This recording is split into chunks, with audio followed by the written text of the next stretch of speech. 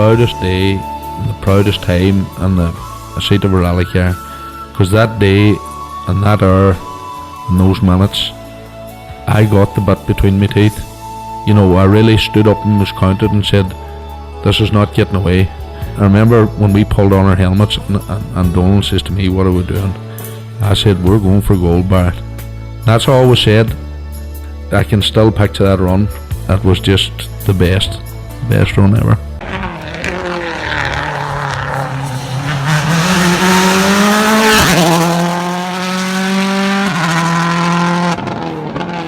Welcome along to Krunching Gears, the Rally Podcast, Season 2, Episode 38. I think we've all got the post-RAC Rally blues at this stage, because what an epic, 5 days of rallying we're just after witnessing. And hopefully we'll be talking a bit more about that, and then, an episode coming soon. But in the meantime, Connor, this episode, we'll speak to Sean Moriarty, who will help us preview the Killarney Historic coming up this weekend. We also catch up with Jon Armstrong, who finished a fantastic 4th overall in Rally du Var in France at the weekend. And then also then is Casey Jay Coleman, who done 2 Italian events in the Peugeot 208. So I don't know. I suppose before we start, like, share, rate, subscribe, all those things again. But Connor, what can we say? That RAC rally, we talked last week, we said it was going to be epic. I think it will be on. It certainly was. Oh, listen, it delivered and then some. Do you know what? It just brought you back. It brought you back to memories of the circuit, when it was 5 days, when the old RAC, and the night stages and everything. Just, it was great. It really, really was. I think before we go any further, we have to say Paul Woodford was on with us last week. He promised us something special for the coverage, and by God, special stage, MCR Media, Matt Cotton and Bex and all as well, and that whole team. Like, what a performance they put on. Like, the coverage top notch. Like, some stages, 2 locations, a drone footage, and then end the stage interviews. The wrap up shows every evening. It was, you said about the old Circuit Ireland, the old RAC rally. This was a real throwback, but done so well. Listen, done phenomenally. Like, for a small team, a minuscule or whatever budget, like, they would put many a TV production crew and company to shame with what they produced. That's for sure. Like, this was top notch, top quality. The drone footage, the quality of the camera work and everything else. The locations they picked as well too. You have to say, real tip of the hat to that whole team. That was brilliant. Really good to see, and it's set a very high bar for anybody now going forward. Absolutely has. And you mentioned locations, but gee, what phenomenal stages when you look at some of the images and the photographs and clips. Like, it really, it was the whole rally. Just, there's nothing I saw that I could fault. No, and like, what a rally! Like you said, the stages, but the performances on the stages. Like, where do you even start to talk about it, because there was so much drama and intrigue right from the start. Look, it was a complete roller coaster, from, the excitement of Chris Meek taking part to then the heartbreak of Chris going out so early. And then with young Solberg, doing amazing things. And then for himself to have, issues. And then, the Lancia Stratos. I think everybody fell in love with the Lancia. And then, just on the last day, I was like, oh no, don't believe it. Yeah. Like, you talk about falling in love, like the noise, the footage. Oh my God, the noise of that thing through the forest, it just must be something else, really.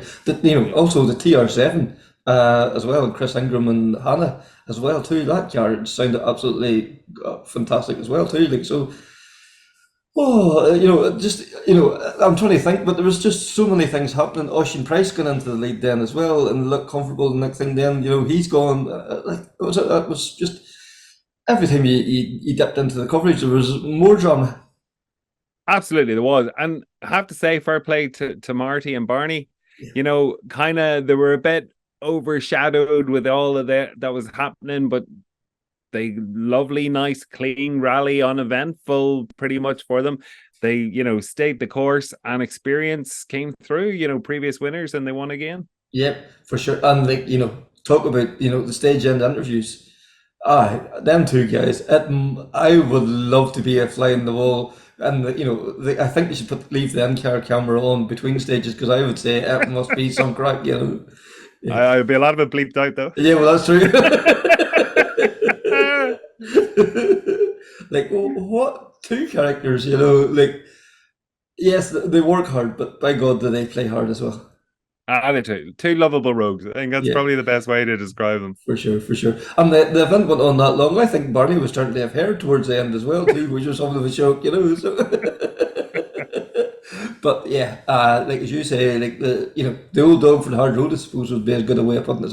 Like I think it was Matt Cotton said something to Barney about Solberg's time or something, like, and then answer to that, and he says, like, what's your rush? Like, he knew this was a 5-day rally; it wasn't going to be won or lost in one stage.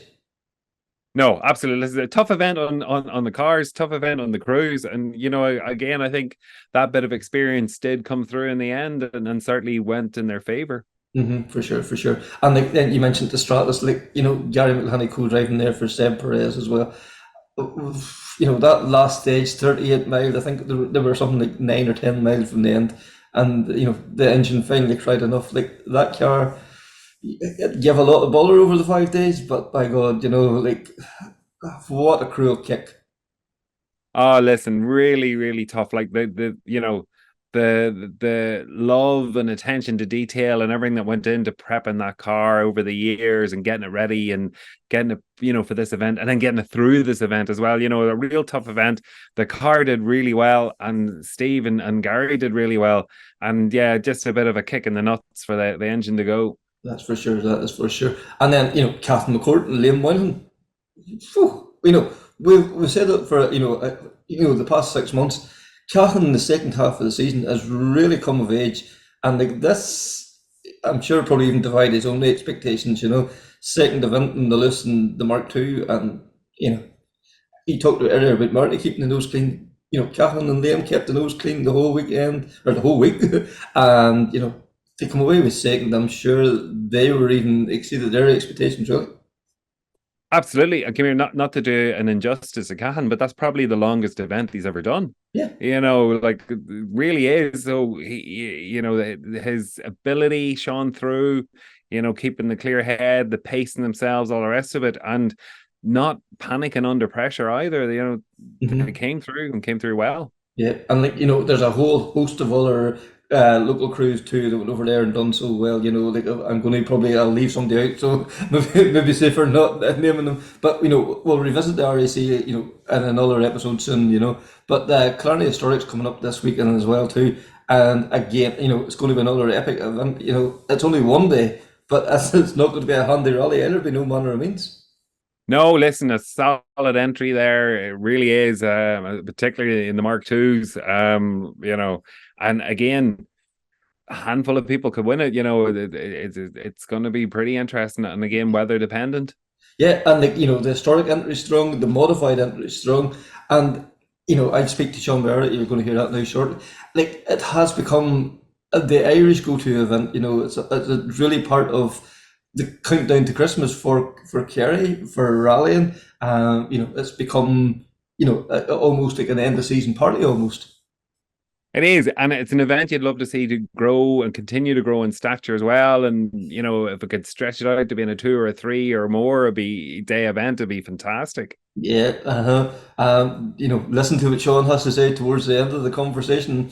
I think it could open up an interesting conversation, but I think we'll hear from Sean. Sean, we thought we'd talk to you about Killarney Historics this weekend. It's looking as if it's going to be another exciting event coming up this weekend. Well, 'tis indeed, Kevin. 'Tis Christmas time in Killarney, 'tis rally time in Killarney. I think the two events go hand in hand now at this stage. Going back to the first historic rally in 1996, it's always never been part of the Christmas and Killarney Festival, and I think the rally is part of the festival. So, it's going to be an exciting event. It's going to be an exciting time for the town, and it's a very great way to finish up the season. Yeah, like you just said there, like Killarney really brings this rally into its heart. The way they make it part of the thing, the turning on the lights and all is part of the event as well, and brings a huge crowd into the town, which is great to see always. Absolutely, and there's going to be a slight change now this year to what we're used to with the ceremonial start on Friday night. With the advent of the announcement of a new sponsor, the O'Donoghue Ring group of hotels, one of their hotels in the town centre is the Plaza Hotel, which means that the start ramp will now be placed directly outside the plaza, as opposed to the other end of the main shopping street at Market Cross for the last 20 years, obviously. But so what happens on Friday night is the cars will come up New Street and turn right into the one-way system. Against the one-way system, obviously the road is closed, and face the ramp at the Plaza Hotel. So it brings a new dynamic to it, a new kind of backdrop, a new sense of atmosphere to the whole thing. But it's very important to place that ramp directly outside the Plaza, which is of course one of the Ring family, Alan Ring's family group of hotels. Mm-hmm. Yeah, and like Alan's been a big part of the rally for the last few years as well, a staunch supporter, and great to see him on board now as a sponsor as well. It's a very interesting time for Alan, of course. I mean, he's finished second overall in the rally the last 2 years, once to the great Craig Breen and once to last year's winner, Johnny Greer. I think there might be a little bit more of an impetus in Alan to go for the big one this year, given that his family name is on the side of all the door cards. You know, the O'Donoghue Ring, it is officially the Towers Hotel Killarney Historic Rally, but it's only one of 4 or 5 hotels in town and another hotel in Castle Island that the family run. So it'd be very special for Alan to win the first ever rally with his family's business on the side of all the cars. I'm sure he will be gunning for that. Yeah, great supporter of Irish rallying, great supporter of Kerry rallying. You know, we don't see him out that often. He did 2 interesting rallies in Europe this year.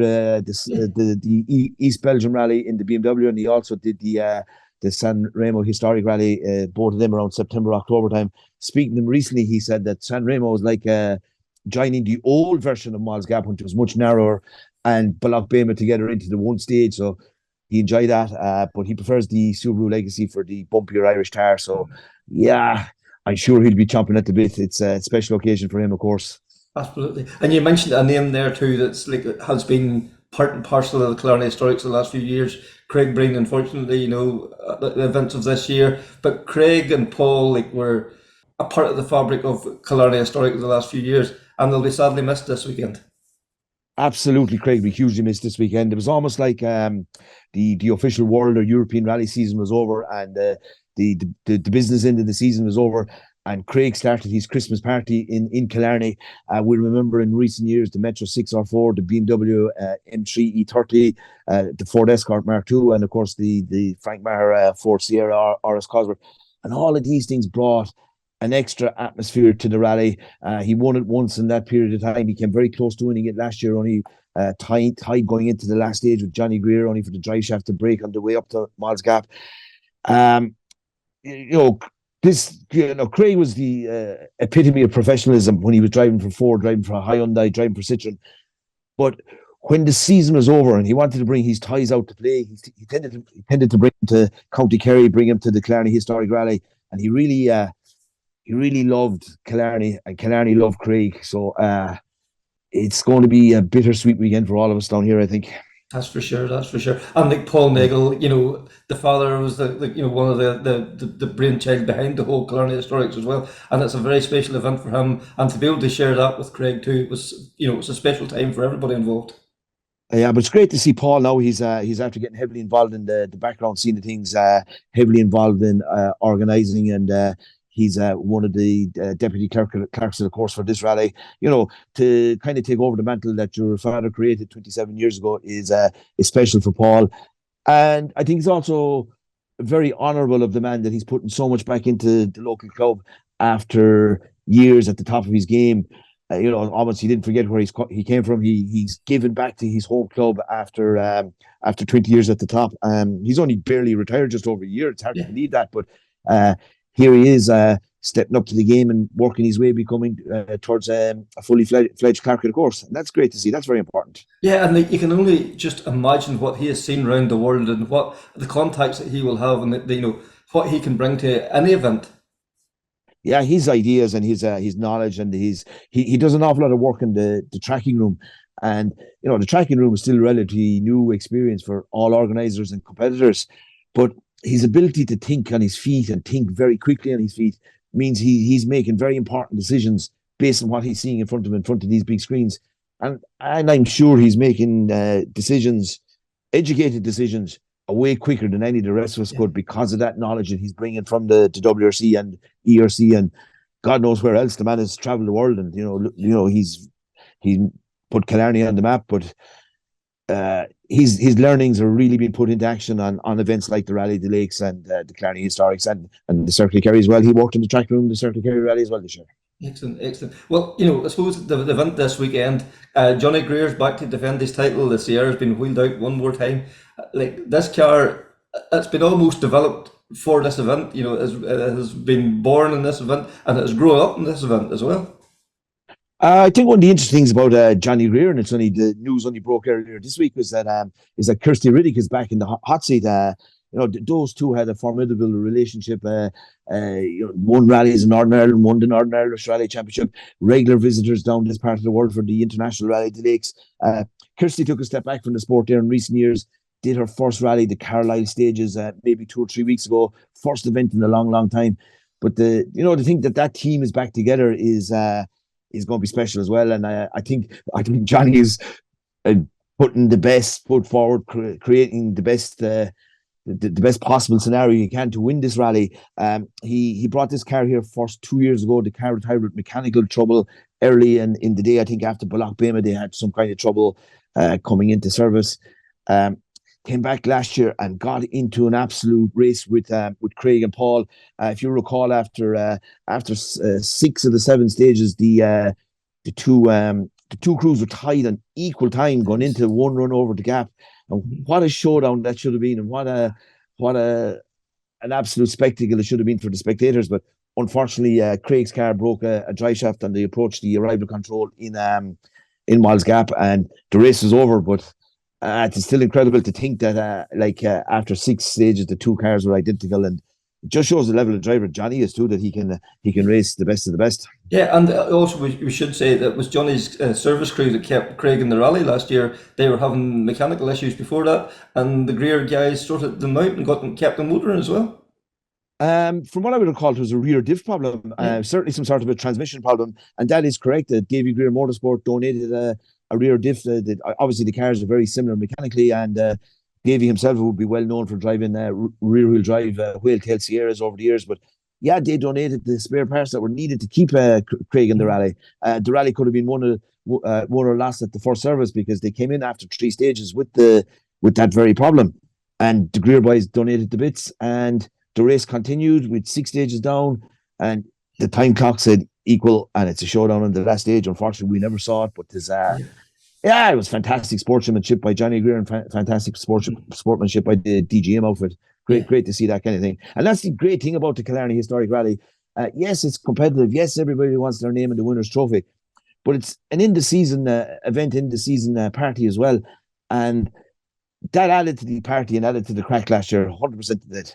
For sure. Oh, and we should probably mention as well that the reason Niall Burns was not doing the event with Johnny is Niall's wife's due a baby in the next week or so anyway, so he didn't want to be making the journey down in case he got the call to come home.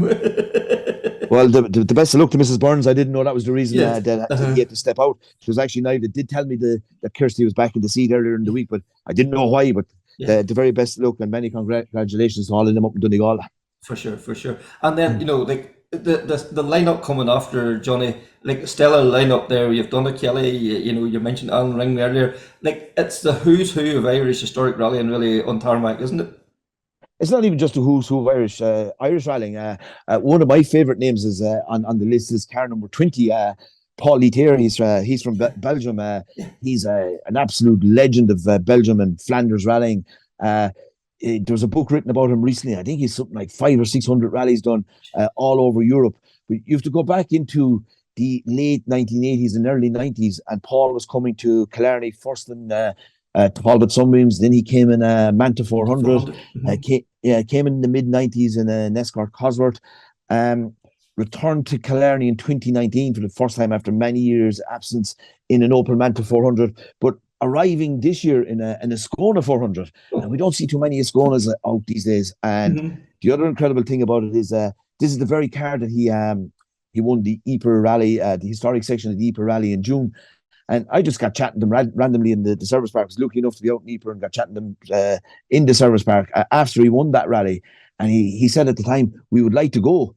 And here we are 6 months later, we're coming, we're on the way. And two weeks ago, he did the Kortrijk Rally. It's a local rally to him. It's a famous rally in the Flanders region. And they had mechanical and I don't rightly know what happened, but they had mechanical trouble.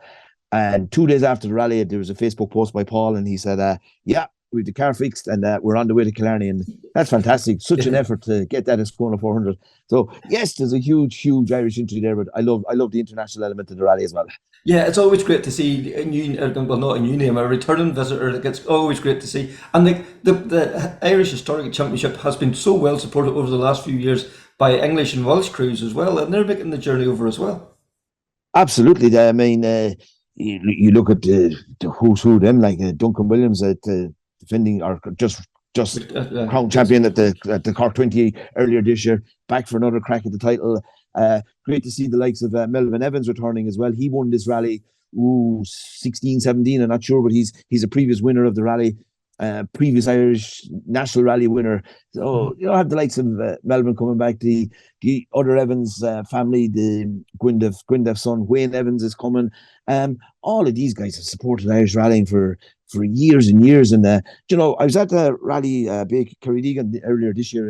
It's around the British Rally Championship. There's 3 or 4 Irish cars over there. They're all kind of connected with the junior Irish Rally Academy, and it was great to see them guys there. But and girls, of course. But it was but what was disappointing was the Irish clubmen weren't really supporting that rally. And you think of the support that the Welsh boys have given us over the years, that maybe some of us should be travelling over there to do their closed road event. It did strike me, but okay, that's maybe a conversation for another day. That could be, especially now that been around of the ERC this year, the closest one for the Irish competitors, it would be the ideal opportunity to go for and show how good Irish rallying is on a European scale. Well, now, if I was the manager of the Irish Tamarack Rally Championship, I would be including that rally in the Irish Tamarack Championship as well. Yeah. We have a bit of a gap there always. This year, I know the calendar's going to change again next year, but this year, if you look at it, that we finished the Cork 20 Ulster International Rally, then the championship is basically, as from an international point of view, the championship is basically all over to the Galway International Rally. You go back into history time, we always had the Manx International Rally in September, in between the Ulster and the Cork 20. Why not bring back a kind of a overseas element to the Irish Tarmac Championship? Pitch the Irish guys in against the best of the Europeans. Pitch the Irish guys in. I know they meet on the Ulster Rally every now and again, but look, freshen it up a little bit. That's me with my thinking man's hat on. It's just a personal opinion, but something I'd love to see is a little bit of a change in the way things are done. And why not throw the Irish guys and the European guys and the British guys all together into one rally? And it doesn't matter who wins it, you're going to have a spectacle. Yeah, and for sure. But as well as that, then new route this year for Killarney as well too. No Malls Gap, and we always think Killarney Malls Gap, but it's so much more than that, and this weekend's going to prove that. Yeah, well, look, Malls Gap was taken out of the mix. There's if you approach the famous tunnel as they call the Newfoundland Bay is the name of the area in the lake, but at the approach to Newfoundland Bay, some of the road has subsided into the lake, years of erosion and whatnot. It's not possible to really to run it as a rally stage because of that problem at the minute. Obviously, Kerry County Council are in the throes of repairing it, but it was the perfect excuse to walk away from it and try something different. And so, you have a range of stages that we're all familiar with, but probably haven't been used in this configuration ever before. Starting with a stage in Drummond Hill. Drummond Hill was used in the Rally of the Lakes probably 6 or 7 years ago. At that time, it was the first time it was ever used in the Rally of the Lakes. But since then, previous to that, it was used in the Circular Kerry Rally in the mid to late 80s. So it's kind of a familiar enough stage, but no one that's into historic rallying would have really competed on any version of this. We then moved to Cara Lake. Now, Cara Lake is one of the utmost classic. It's one of the all-time greats out there. But it's been run in reverse, as we call it. So when you're using the Malls Gap Loch Bema loop, you always come to Cara Lake with the lake on the right. The lake's going to be on the left this time, and you're going to be heading towards the mountains. And I can't recall the last time it was actually used in either an international rally or a historic rally going in that particular direction. Obviously, it has, but it's been a long years, time. Talking to Ger Conway, Rob Duggan's navigator, on Monday afternoon, and he mentioned that he says he's never done it that way. And that's hard to believe, like. Yeah. And he said it's a completely different stage going that direction. So that opens it up. Yeah. We moved in further inland, in kind of more familiar territory, like with Shannon, Kilgubnett, Beaufort, whatever name you want to put on the stage. Yes, every single road on this stage has been used at some point in recent times, but not the configuration that we're using now. And I think the last time this road was used, certainly that I recall rallying, was 2 years ago, the 2022 Rally du Lakes. But the first 4 or 5 Ks are in reverse to what we did in the Lakes on that occasion. And then we take a junction left, which brings us into a section that we did exactly in the same direction 2 years ago. There's a whole kind of jigsaw roads inside there, and they've come up with a very interesting configuration of roads that kind of brings us back towards the service park in Lieber. That configuration then is repeated twice: Drummond Hill, Carroll Lake, Shannon, repeated. And then the Sting and Tail, out for Rockfield. Now, we've all rallied bits and pieces of Rockfield, but again, the first 2 miles are on a section of road that I've never even visited for all the roads I've travelled in County Kerry. Not to mind Recce that rallied it. Did a bit of a Recce there on Sunday, and the first 2 to 3 kilometres are virgin territory for the majority of people. Takes a right-hand turn then and swings down what's known as Flynn's Forge. It's across the 5 roads in Mid-Kerry region. But we have rallied into Flynn's Forge from all 5 different directions, but just we're taking a slightly different approach here this time. And then back to Lieber, lights out, and the last run in the dark. That's going to be some crack. The first time there's been a night stage in a Motorsport Ireland event in, it's 6, 7 years, I'd say, Kevin, is it? Mm-hmm. That could well be. It could be more when you start thinking about it. And this is like bringing an extra dimension to the rally as well. Kerry has always been trying to find initiatives and new things to try, and bringing it back the night stages, the lights, the noise. There's no sensation like it.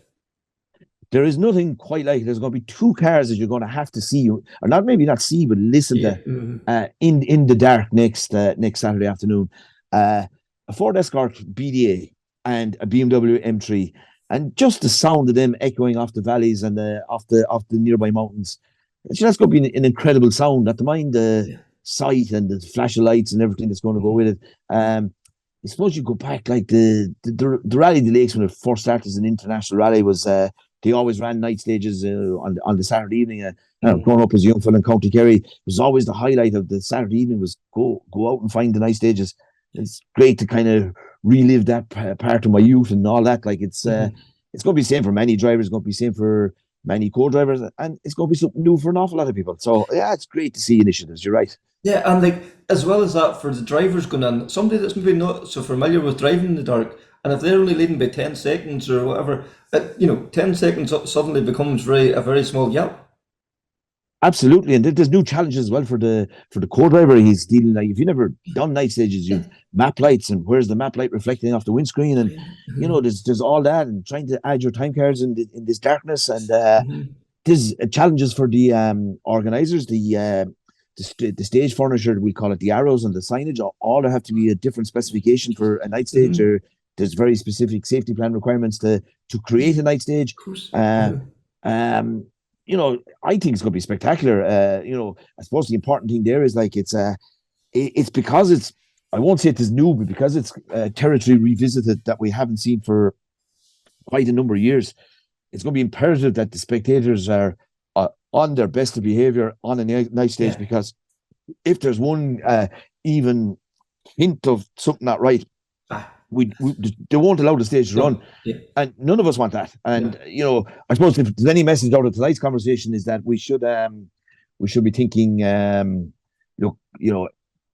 spectators, if you're out there, work with the organisers, work with us, work with the team that are out there. Another thing that actually came up in a recent meeting as well was the overnight parking, and we were talking earlier about Malls Gap not being used this year.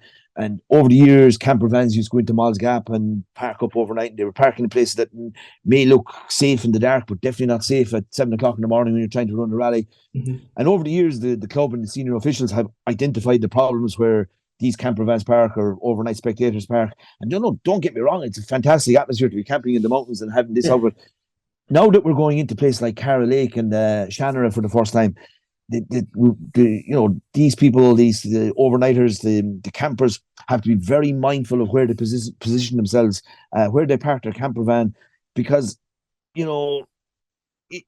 as I say, it might look okay when you go in there on Friday evening at 9 or 10 o'clock, and it's not okay the day of the rally. You're going to cause delays. You could cause a stage cancellation. So anyone that's thinking of overnighting on any of the stages, be very mindful. Bear in mind your 205-meter runoff area for certain junctions and 55-meter runoff areas for other junctions. You can imagine if there's a camper van parked in a 200-meter runoff area and the occupants are gone walking 2Ks into the stage to see the spectaculars. Sure, the stage is gone. So maybe a message there, like just when you're thinking about parking, think about your surroundings, kind of thing. What could delay or worse, cancel the stage on Saturday morning. For sure. And there's another thing there you touched on too. Like the people that make this happen, the rally as well, the officials and the marshals on the ground. Like marshals are vital for any rally. I'm sure you'll be delighted if anybody wants to get involved there as well. Yeah, Maria O'Donoghue has been doing Trojan work for the club there for the last couple of weeks. She was also the chief marshal for the Circular Kerry Rally. She is an unbelievable worker. Her contact book must stretch from the whole 32 counties and beyond. And where she pulls people out to get these jobs done, I don't know. So that lady deserves absolute credit for the incredible amount of work she does in the background. Again, coming up in a recent meeting, it did say that there's a lot of help needed on Friday night to help to get the Lieber car park set up for the service area. The service barges are not allowed into that area until after 8 p.m. on Friday evening because that's an operational factory, so we can't be crisscrossing the employees and the workers. But because there's a short window of that at 8 o'clock, you're going to have 150 service vans demanding access to this area. So there's a lot of help needed there. If there's anybody around Friday evening, their help would be greatly appreciated. And also, again, managing the service area itself on Saturday. So if anyone that volunteers on Friday night, I'm sure you'll be re-recruited again for Saturday morning to keep the service park operational, particularly the first run when the first cars come out of Park Ferma and into service. It kind of settles down for the second and third service, but the first one's always a bit chaotic. So I think that's where the main pinch points are at the moment. But give any of us a call here in Killarney Motor Club, and we'll put you in the right direction. If you're available to help on the weekend, we'd be delighted to hear from you. For sure. And Sean, before we let you go, you talked about the noise of rally cars through, at night and one thing and another. We're just coming away from the RAC. It finished there the other day, and the Stratus, the TR7 V8. The noises of those cars. The spectacle of the BDGs through the forest. We had probably one of the toughest events ever. In the world, the Circuit Ireland. The Irish tarmac. An absolutely epic rally. Would there be an appetite out there for an historic version of that now? Like when you look what the RAC has done over the last few years. Let's throw a spanner in the works here now for the crack. And I think what the organisers of the RAC rally have done is absolutely incredible. It is like the old Rally GB of old, a 5-day trash around Wales, England, Scotland. It's absolutely epic. And any man and woman that has finished that rally deserves to take a bow. But it's incredible, and there is no reason in the world, with a little bit of bravery and a little bit of gumption, that you could pull something like that off in Ireland. It was spoke about there before COVID times that they were trying to revive some version of the old Circuit of Ireland. The idea at the time was that every club would run a stage in their area. So there's 2 clubs in County Kerry. You might get away with 4 stages in County Kerry. Move up into Limerick, and Limerick Motor Club run a stage, Galway Motor Club, Mayo Motor Club, Donegal Motor Club, the whole Western Seaboard covered there, 5 motor clubs. The other idea I think that they're doing very well in the RAC is that after 2 very busy days in Wales, rather than a kind of nonsensical road section from North Wales to Carlisle, it's 4 or 5 hours by motorway, they're allowing the cars to be trailered to the, which is, so there's no reason why you could say, for example, if you want to go back to the old Circuit of Ireland format and start in Belfast and say on a Thursday night, and then spend Thursday night and all day Friday rallying in Northern Ireland, and then trailer the cars to some place like Waterford, spend all day rallying in County Waterford, County Wexford, then trailer the cars to Killarney and spend all day rallying in Killarney, etc. and the buy-in from the local clubs, and if every club ran a stage in their parish, and then talk with the RAC organisers, and if they can get 150 historic rally cars to do a forestry event, I'm sure we could get 150 historic cars to do a tarmac event, and maybe run it every second year. Now, obviously, that's going to interfere with the current status of the Killarney District Motor Club, and I'm speaking with my own personal hat on here, not as a member of the club, but I think let's have the conversation by all means and say, let's be brave. Like Irish rallying can be very stale at times. You're looking at nearly every rally in the country is 3 stages done 3 times. It's repeat.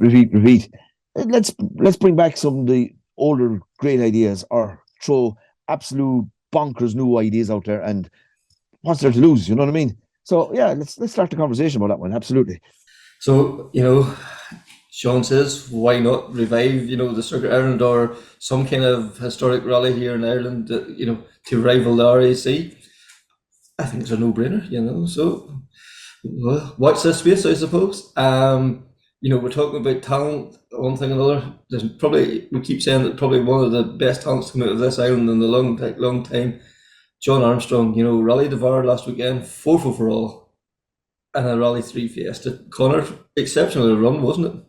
Oh, giant killing performance. Incredible. Like the times he was putting in, and yeah, just unbelievable. I was blown away, watching him, the clips and following EWRC to see the progress for Jon, and just climbing the leaderboard, and just phenomenal then to finish that 4th overall. Yeah, fantastic. And there has to be somebody out there, willing to back this guy, and like M Sport, they want the new Fiesta to push push it further up the leaderboard. Can you imagine what it could do in a Rally 2 car if we see what it can do in a Rally 3 car? So yeah, hopefully, fingers crossed, 2024 is the year that that more people get to see how exceptionally talented this guy is. So let's hear from Jon.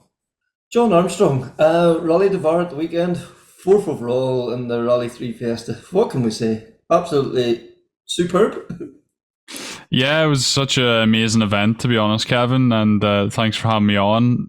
It was sort of it was something that we were planning for a little while to go and do that rally, and then we had Rally Barham and didn't go to plan, so this was still in the background, and then it was finally confirmed with M Sport Poland to go and do the event, and it went really, really well, to be honest. Whenever I went there, I was hoping if I could get a top 10, it would be a fantastic result, and to come away with 4th overall and on a very famous national French round, probably one of the best ones on the calendar.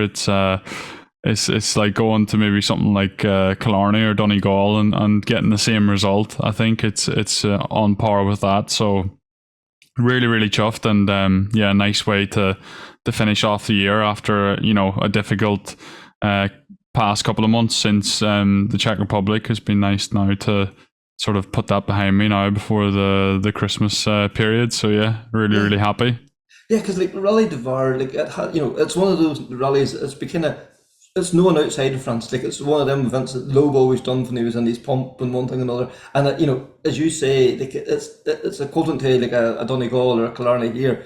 And like it has always attracted a strong entry list, and this year was no exception. Like the lineup of stuff there, like the wee orange tangerine had no place been up and as high as it was, really, Yeah, that's true. There was a big entry of Rally 2 cars, and strong drivers at that. Got the likes of Bonato, who has been winning ERC rounds this year. You got Eric Camille, who was a WRC driver with M Sport and WRC2, and then a whole host of other Rally 2 cars with capable drivers, and then these Alpines, the RGT cars, which are over 300 horsepower, suited for probably the smoother stages, and they got like traction control and everything, so they're quite interesting to have a look around. But yeah, super fast, and one of the drivers actually finished ahead of me. He finished 3rd overall in the rally. He's called it's either Cedric Robert or Robert Cedric, but I had no idea I'm very good with my rally history, but I didn't know who this guy was. Yeah. And then I was looking at the results there, I think yesterday, and I looked up his profile and I was scrolling down, and I got into like the early 2000s, and I'd seen Monte Carlo Rally 6th overall in 2003. I was like, okay, that's what this guy's got, some proper pedigree. So yeah, that was cool. It was that someone like that was doing the rally as well. So yeah, I've now brushed up on my rally knowledge slightly more. You've a better knowledge of French drivers now at this stage. Yes, yeah. And like, you say like these were like they're almost like a circuit car converted for rallying and all too. Like, so they're well built for the French roads. Yeah, and that's one thing with Rally du Var. Whenever I was doing like the preparation for the event and trying to watch videos and so on, you get a feel for what the stages are going to be like. But it did seem like there was going to be a big variation. And whenever I got there to do the recce, there was a crazy variation of almost each stage had its own character. Every stage was like from a different rally. You could say this one was like Catalonia, and this one's a bit more like, I don't know, Germany, and yeah, they all felt totally different. And I think some stages suited us really well with the bumpy stuff and a bit more narrow. So yeah, they suited us, and that's where we had our best times. Some other stages were really smooth, bit more uphill, and that's where we were starting to lose a little bit of time with the cars around us. But yeah, really, really nice event. Definitely one for anyone who wants to try a bit of rallying away from Ireland or the UK to try something a bit different. It's definitely one that I would recommend. And yeah, really enjoyed it. The locals were all very nice too. I'm trying to learn a bit of French at the minute, but it's definitely, I learned at the weekend that my French is not good enough yet. And I also learned that, they don't speak too much English around that part too. So it was quite interesting, especially for whenever we went to the sign-on with Ross, who was sitting with me at this rally. Just trying to even do that was a challenge, We almost needed a translator to get through the sign-on and everything. So I can only imagine what it was like from a co-driver's point of view, like the time controls and all those sorts of things. Yeah. So it was a big challenge, I think, on that side, but no, amazing experience, and really cool to do it. For sure. And like, as you mentioned earlier there, the Barnum Rally was your last event as well before this, and like you had a big off, but like thankfully M Sport Poland give you a test before this event. Was that your first time back in a rally car since then? Yeah, that was the first time I've been driving a car, is the test that we done before Rally du Var. And yeah, it's something that I needed probably mentally to sort of move past, what happened in Barham. It's one of those things that after you have sort of a big accident, and I've been in a position now where I've had a couple of not so good ones, so I know I can get past it. But when you're sitting around and not doing anything, and you're wondering when your next time in a rally car is going to be, the longer it is, the harder it will be on paper. But I was thankful whenever I got the opportunity to do the test, that whenever you put the helmet on and you go down the stage and you're concentrating and you're listening to the pace notes and everything, then you're just focused on the road ahead of you and the job in hand. So I didn't really have any too many issues, which was good. But it was like a hardcore one, because it was the same chassis and everything from Barham. So thankfully, Maciek and the guys in Amsterdam, Poland, they were able to save the chassis. We've been joking. I think it was William Mavidi he was doing gravel notes for me at the weekend with Barry McNulty. They've done a really good job, by the way, so thanks to them. But what he was saying, it's like are the only fools and horses, the broomstick. It's the same broomstick, but it's had 6 shafts and 4 heads or something like that. So there might be too much of it. It's the same, but it's the same chassis, and it's really I think it was something that I was motivated to do, to just to get back behind the wheel of the same car and just try to have a good rhythm in the rally and see where we ended up. And I think for me personally, it was something that I really needed. For sure. And then we should all just mention as well, another man that helped out was Ben Thompson. Ben went over and stepped into the co-driver's seat. Lovely for you to give, a young up-and-coming co-driver from your own locality and over here in Fermanagh, a chance to go and experience a seat beside yourself. Yeah, definitely. I know Ben a very long time, since he was pretty much a baby, I'd say. His dad and my dad would have worked together. So yeah, I know Ben for many, many years, and he's been, coming up to whenever we used to have our own rally cars at the shed and everything, he would have been up and helping out and doing a bit of mechanicking and whenever he was old enough to do so and things like that. So in recent years, he started co-driving, and he's very, very. You'd have to meet him, but he's a very charismatic fella for a young lad. He's not scared to talk or anything, and he's always asking to do a rally together. So I thought it was then a good opportunity for the pre-event test to ask Ben to come along, and he was more than willing to come, and he done a really good job. It was a good learning curve for him, and hopefully in the future, he can keep developing on the co-driver side and keep going forward. Yeah, and it'll definitely help his CV now as well, that he's sat with Jon Armstrong too. So. Yes, well, maybe it's a good or a bad thing, but hopefully a good. But you come away with fourth there at the weekend, as you say. What a way to finish off the season! But what a season you've had. ERC champion. You've always said if you had the car, you can deliver, and this year proved it. Yeah, it's been a really nice year, to be honest, and to be ERC 3 champion is a real nice feather in my hat or cap, whichever it is. And it's really cool to have that title to my name, and I feel like my driving this year has been really good, and been still developing and learning as I went along. And so it's been a really nice season. Very grateful to M-Sport Poland for giving me the opportunity to debut their Rally 3 Evo and to show it off in the stages, to help develop it.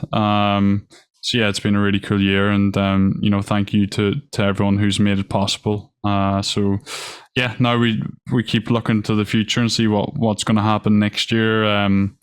It's still up in the air at the moment, but I think trying to keep going on the path I am, whether that's more Rally 3 events or hopefully a couple of Rally 2 outings next year as well would be nice.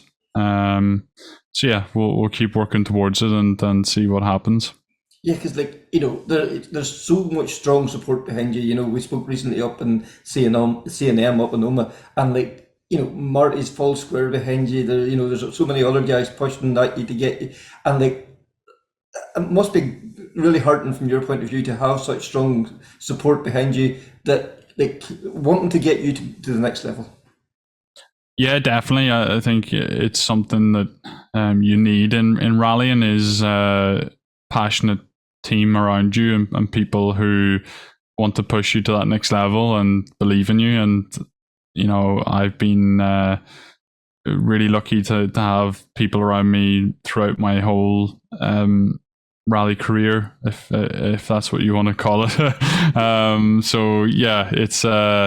It's something that you always need. And at the moment, I've got a great group of people around me that are loyal and want to drive me forward. So I'm always asking them for advice on what they think I should be doing, and if they're able to help me out with certain aspects. So it's definitely good. And I've got some really good followers through my different social media platforms and everything. I think I've got a good fan base too, which is always really nice, that whenever you go out and do an event, that you have that support behind you to to really drive you forward. So yeah, it's definitely really, really nice, and hopefully we can keep moving forward in 2024. So yeah, we'll keep pushing.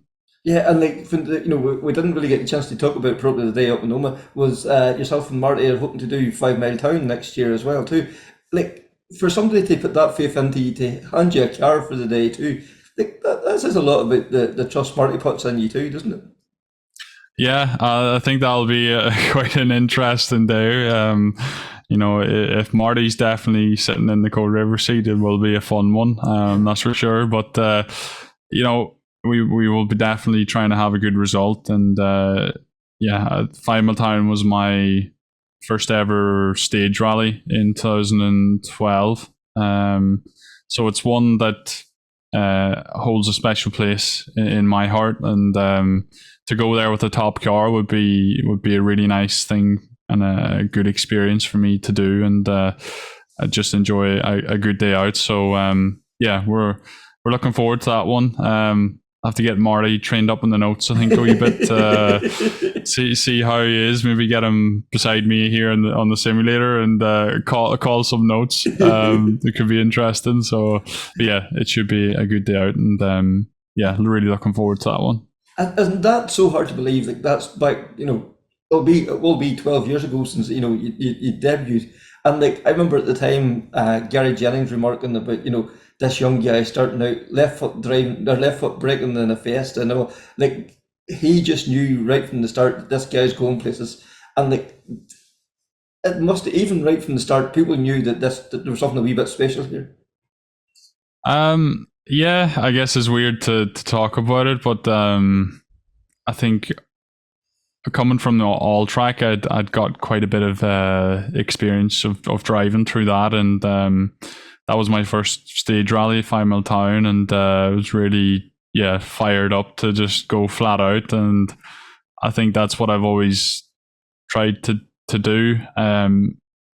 Is almost I grew up watching rallies and standing at the side of ditches and seeing my heroes going down the road flat out, and even going to spectate at 5 Mile Town Rally. So I always think what motivates me is to try and be the driver that I used to watch, if that makes sense. Like I want to be one of those drivers, and that's now I've got the opportunity to be driving the stages, and when you see a group of spectators, whatever, you try to give it a little bit more, just to be that one that's pushing to the limit. And obviously the driving gives you such a feeling as well, an adrenaline rush and everything. So it's hard to believe now that that's 12 years ago. Definitely getting a bit older now, but still hopefully we'll be able to continue going for another number of years, and see what we can achieve. Thanks to John for taking the time to he's not that long home from Rally du Var, and again, Kevin, just giant killing results. When you look at the small number of rallies that John actually does per year and the results that he pulls out of the bag every single time, it's just incredible. I also had the opportunity to catch up with Casey Jay Coleman. So Casey Jay was competing abroad recently as well. He's just back from doing 2 events in Italy. And I thought it was a good chance to catch up with Casey Jay just to hear how he got on. But also on the back of the chats we had last week with Raymond Moore from Racing Rally, where we're discussing the Stellantis Cup that's coming in. And Casey Jay is currently competing in a 208 Rally 4 car, would be eligible for the Cup if it happens. So I thought, well, why not? Let's have a chat with Casey Jay. So, Casey Jay, thanks for joining us. Thought it'd be a good opportunity to catch up with you. I've had a busy couple of weekends in Italy. So what have you been up to recently? Yeah, that's for sure, Connor. We spent 2 weeks, obviously, over in Italy, taking part in one gravel rally and one tarmac rally. Firstly, we were in Rally del Brunello, which is in Montalcino, kind of the Tuscany region, Italy. So really nice gravel stages. It was a rally I actually done last year, so that's kind of what enticed us to go back again. Really nice stages. Obviously, it was my first time on gravel in a couple of months, so I was all learning. We had a fairly good rally. We got around and lots of experience got. We had no tests, so I suppose we were using the rally as, the experience, and we ended up getting third in the under-25 category. And which how was, did you? Was it similar stages to last year, or was it all new this year? Yeah, it was kind of 50-50. There was two of the stages were the same as last year, and then a couple of new stages as well, which I was happy about, because obviously when you're going for experience, you want to learn some things as well, and there was a lot of more challenging stages probably, I'd say, this year than there was last year. There was one 19-kilometer stage, which is quite unusual, obviously, for gravel. So yeah, no, it was good. And Rally 4, it's fairly popular in the continent. So, by the looks of the entry list, you had quite a challenge there in your hand. A lot of local competitors. Yeah, exactly. I think there was over 20 Rally 4s in both rallies that we done, actually. And obviously seriously competitive. I mean, over there in Italy, there's a lot more. The age group is probably a lot higher in the Rally 4 category over there. You're looking at guys in their late 20s with lots of rally experience in a Rally 4 class, whereas at home it's probably a lot more younger guys, which is another thing to take into account. But no, really good, yeah. And then what do you call it? Then it was on to tarmac. Did you get a test in between the two? Yeah, we did. So obviously we had a couple of days to kill, so we done a couple of days recce practice, and then we had a test day then, before the tarmac rally. Which was good. We had a really good day. We had got some help off Andrea Crognola, obviously 3-time Italian champion. So yeah, it was really good. We were kind of trying a new driving style, which was obviously a big undertaking too, So we got a test on the Wednesday, and then there was a couple of night stages on the Friday, and then stages all day Saturday. So we did a fairly good rally there as well. That was the last round of the Italian kind of national championship. So again, serious competition there, But I think we gave a fairly good account of ourselves, and really enjoyable. We broke a drive shaft on the third stage Saturday, which kind of knocked us back a bit. But it was all learning, playing around with setup and stuff with the car. We were running quite soft, and especially in the evening stages on the Saturday, we really found a setup that we liked, and we had some good stage times, And the bit of testing you did with Andrea, did you get like any sort of local insights or any sort of local knowledge on how to tackle the stages? Like anything, was it big cuts or what sort of advice was he passing on?